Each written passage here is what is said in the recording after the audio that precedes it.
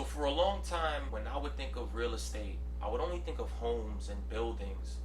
And I guess over time, I discovered how office, industrial, retail space all fit into the grander scope of what real estate is. But rarely do we ever think about land development and land subdivision. And I think there's a really good reason for this, right? So when we look around us, you either see building after building or house after house. We already live in a densely built environment here in New York, and there aren't many vacant parcels of land to develop, which is why sometimes developers go outside of the major metro areas to develop in less dense areas where the land price is cheaper. Now, when you're engaging in land development with tens, hundreds of acres, you're typically subdividing that land so that certain parcels have specific uses. And the possible use of clear land is farming. And throughout New York, there are farms in various counties, and I'm sure they're producing commodities that are sold to New Yorkers and elsewhere for consumption. But there's a new crop coming to New York farms that every black and brown person, every Hispanic or Latino should be concerned about, and it's cannabis. Now, I recently put a poll up on Instagram asking if New York should speed up the license distribution process so farmers can start growing cannabis. And the overwhelming majority, about 95% of respondents, said yes. And I'm sorry, I love y'all, but I have to disagree with you guys. You see, I can appreciate the fact that everyone's jaded on the cannabis issue. We're tired of seeing our people get locked up and selectively policed, so we're eager to get rid of any form of prohibition of cannabis. But here's why I think we have to approach this rollout cautiously. I'm concerned about a handful of large companies buying dozens of acres of land in New York to cultivate cannabis and attempting to completely take over the market without ever giving minorities opportunities to participate. And again, I don't mean having an opportunity to participate in labor. Yeah, we need those union jobs too. But we need equity and ownership first and foremost, especially when a debt is owed. So recently I got word that New York State Senator Jeremy Cooney introduced a bill that would establish a license for cannabis growers and help expedite the growing process. So this senator represents District 65. That's up in Rochester, New York. Shout out to Rochester. I visited a couple years ago. It's a very cold place. And so there seems to be an agricultural market out there for growing crops. So I'm not mad at them for wanting to grow cannabis. But here's the thing, back in 2018, the New York Times reported that Hispanic people across New York City had been arrested on low-level cannabis charges at 5 times the rate of white people.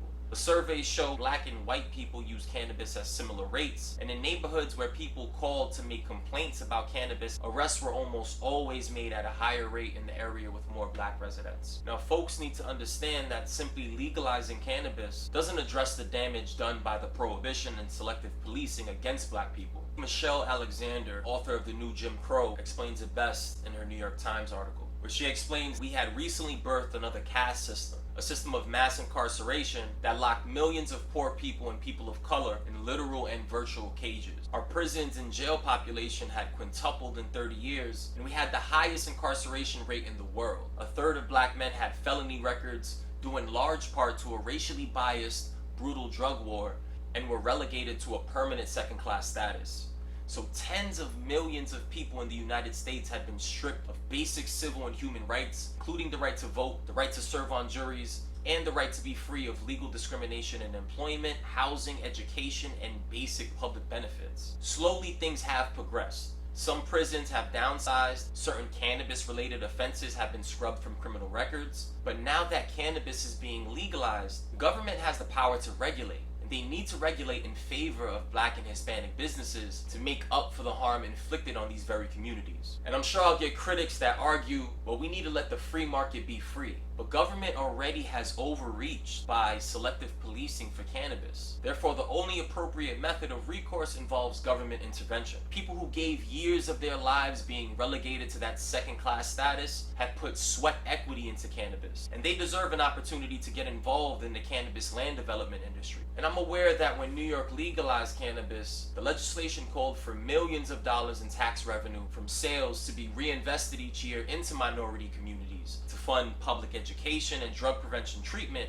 And that's great, but it's also the sleight of hand. See, not only are black and Hispanic communities entitled to that reinvestment in their infrastructure, but they're also entitled to the business and entrepreneurial opportunities as well. Now, the legislation also calls for a sizable portion of the business licenses to be reserved for minority business owners. But here's why that won't really have the intended effect of increasing minority ownership.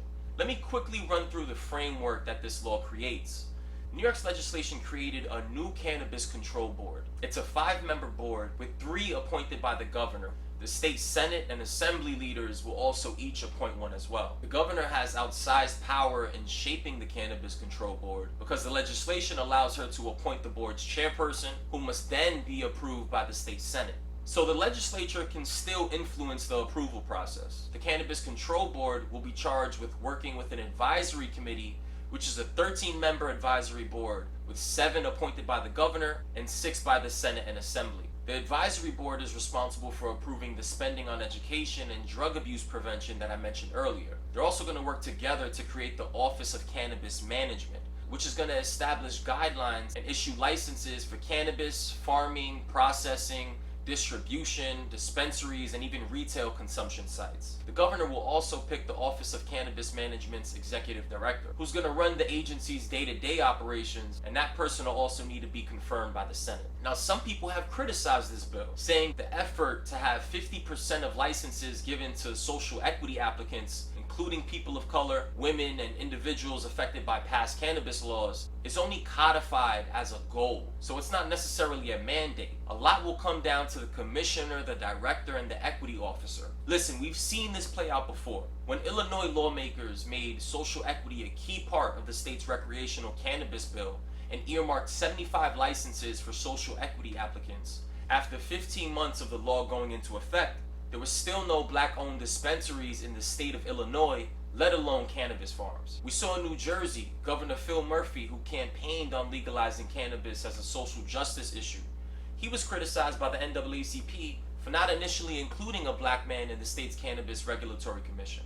And black and Hispanic people stand to lose the biggest here in New York, and here's why. Currently, New York is home to about 700 cannabis growers, and they grow industrial hemp. There are also 10 large licensed medical providers who are currently growing cannabis. Then you have about 100 processors who can turn hemp into products like CBD. So as you can see, there's a large supply chain involved in this industry, and there's a lot of business opportunities for minorities to take advantage of. But we can't do it without our lawmakers and regulators. We need legislators in New York to ask themselves how many of the current cannabis developers, farmers, people with the infrastructure, and more importantly the land to grow are black or Hispanic. This is the question. And I can guarantee the number is minute if it exists at all. And so what do you think is going to happen when these current cannabis developers plant those first seeds and grow their first harvest? Well, I can tell you, they will have locked black and Hispanic entrepreneurs out of the industry because you can't compete with these large institutional firms. These licenses don't provide the access to capital or land that you need to compete with a company like this. A company named Columbia Care purchased a 34-acre site in Long Island to grow medicinal cannabis for $42.5 million. The site includes 740,000 square feet of operational greenhouse space, and Columbia Care currently operates 87 dispensaries in 11 states. It has more than 24 locations for cultivating and manufacturing cannabis, including one in Rochester. So we're hearing Rochester come up again if you're wondering how lobbying works. In 2020, Columbia Care raked in close to $198 million in combined revenue, and has projected up to $530 million in combined revenue for 2021. Now by 2023, the market for cannabis in New York State is estimated to be worth $4.6 billion a year, with about 350 retail licenses expected to be issued once a regulatory framework for recreational cannabis is in place. The thing is, those licenses don't guarantee a competitive environment. Now, a good friend of mine once told me, if you want to see if diversity truly exists and is valued within a company, look at its board of directors. And so I looked at Columbia Care's board, and I couldn't find a sign of diversity at any level. You see, I can't fathom how a company that doesn't have any black or Hispanic leadership assume that they're gonna take over an industry selling the same product that minority communities spent years locked up for. I think any cannabis land development over a certain size must be able to show diversity at the ownership ranks and amongst its board of directors if they're going to be allowed to cultivate cannabis. And our legislators, especially this new governor, has the power to make this happen. And here's why it's critical that you use the tools you have at your disposal, like social media, to address these concerns with legislators, because it's companies like Columbia Care that are already using high-paid lobbyists to move the process along and allow them to start cultivating cannabis.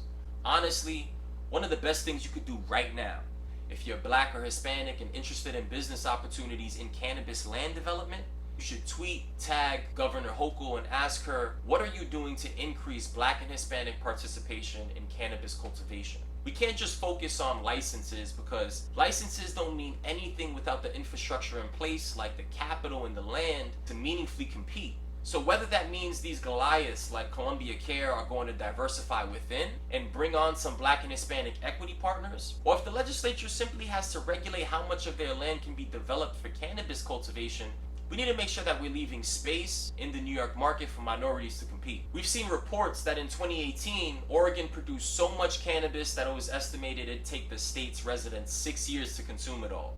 That same year, Colorado produced enough surplus, about 37 tons, to supply the entire city of Los Angeles. This can have a downward pricing pressure, which could force smaller cultivators out of the business. This is why we can't have these institutional companies monopolizing the market without uplifting minority communities through ownership. You see, if we have only a handful of cannabis land developers cultivating massive amounts of cannabis, that's going to limit the ability of Black and Hispanic cultivators to compete. So how do we get some resources in the hands of Black and Hispanic entrepreneurs? I think it has to be a collective effort between retail investors, with the preference obviously going to people affected directly by the criminalization of cannabis, well-capitalized Black and Hispanic individuals or companies, and government to help provide access to underutilized land at a low cost and tax rate. I'm not sure if the proper vehicle is a syndication or a REIT, but I'm really interested in hearing some of the feedback from people more knowledgeable than me in this space, who might be able to provide some insight as to how we can create some sort of investment vehicle and get us involved in the cannabis land development, even if it's only at the investment level. The point is, as it stands, federal law bars the flow of cannabis over state lines, so we have a real opportunity right now to establish the first class of Black and Hispanic cannabis land developers without worrying about competition out of state. Now, I understand to an extent the eagerness to bring in these thousands of well-paying jobs with great benefits, and a Rockefeller Institute study estimated the new cannabis industry could create 30,000 to 60,000 jobs, and under the new law, firms involved with cultivating, manufacturing, transporting, or selling cannabis will have to have a labor peace agreement, which will enable unions to organize all workers. And I love this on the workforce development end. But again, what about the ownership? That's where the real levers of power are. You see, Frederick Douglass, who also spent some time up in Rochester, documented firsthand how masters would strategically intoxicate their slaves to keep them confused, divided, and disorganized. Liquor, he wrote, was the most effective means in the hands of the slaveholder in keeping down the spirit of insurrection. This is what I feel some of these companies are trying to do with cannabis. These companies want Black and Hispanic communities to consume their cannabis products, and their hope is that you'll be too high to recognize the enormous amounts of wealth being generated.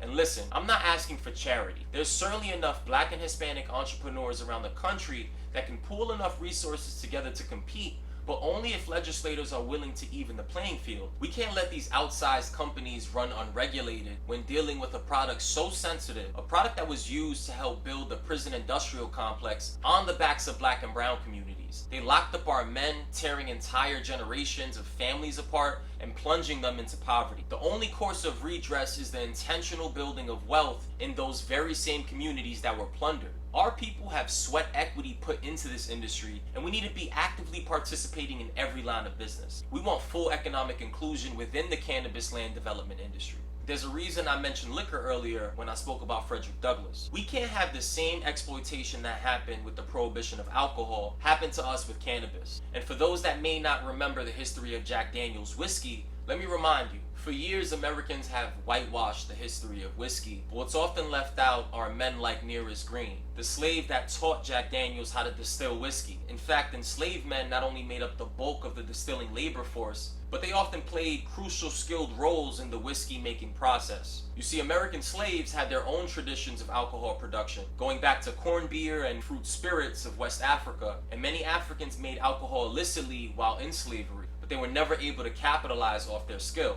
When slavery ended with the ratification of the 13th Amendment in 1865, Daniel opened his distillery a year later, employing two of Nearest Green's sons, but over time the memories of Green and his sons faded, and that's because they weren't equity partners. They did not own a stake in the company, and Daniels never cared to share that wealth that Nearest helped create for free. That's what's happening with the cannabis industry. Cannabis was used to lock up Black and Hispanic people at disproportionate rates, and their bodies were used to create the prison industrial complex. These people have sweat equity in the cannabis business, and these atrocities are still taking place today, and I haven't heard a word from these institutional cannabis growers. The Mississippi Court of Appeals just upheld a life sentence for 38-year-old Alan Russell for being in possession of about 1.5 ounces of cannabis. Russell's lawyers argued that his life sentence amounts to cruel and unusual punishment and is grossly disproportionate. But by this point, Russell was deemed by the state as a habitual offender, and his conviction came with a mandatory sentence of life imprisonment without eligibility for parole, probation, or any form of early release. Where are these companies advocating for these individuals being criminalized for using a product that the company is looking to monetize off of? Looks like these companies could care less about Black lives and more about how they can profit off of them. Here's the reality.